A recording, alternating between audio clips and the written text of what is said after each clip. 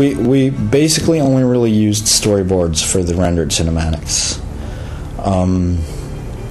And the storyboarding was it came in kind of late. What we did first is we went through everything with Tobias, our lead, one of our lead artists, and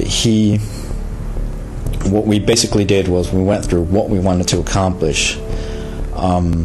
And I'm sort of the opinion that cinematics should be used to do what we can't do in game.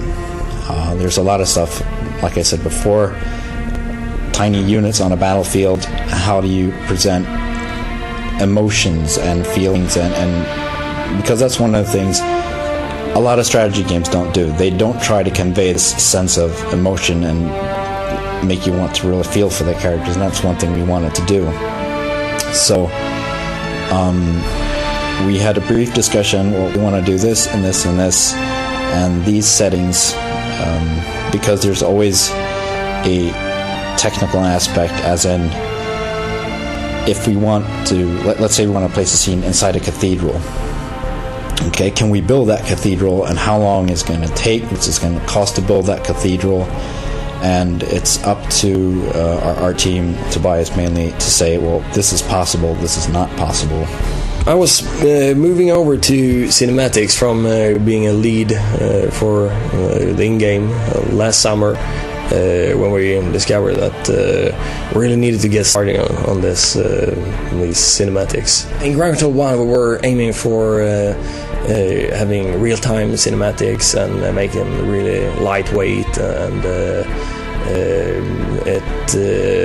we shifted over to now for Ground Control 2 to have as heavy pre-rendered cutscenes as possible. Cinematics should be cool looking. They should be a great thing to watch between different episodes in the game. And when you have successfully played like the first part of the game, or for instance when you start up the game, you want to have a big taste for the universe and want to see some cool units, and at the same time being briefed on events occurring in the universe.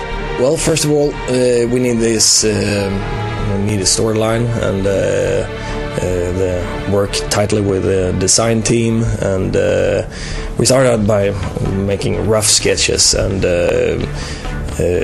trying to see how everything fits together and what we want to show and what is interesting. And then we make simple 2D movies and animate them, trying to find the pacing and editing them to being like a rough little draft of the movies.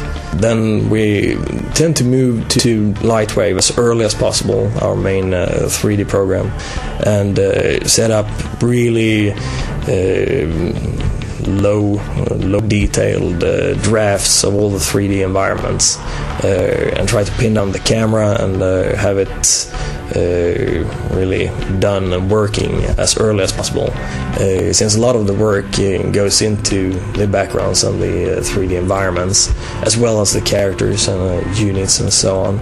So if we really early can say that this particular unit will not be a unit that will ever be shown close up, and we can build it a little less detail, and it will be much faster to build.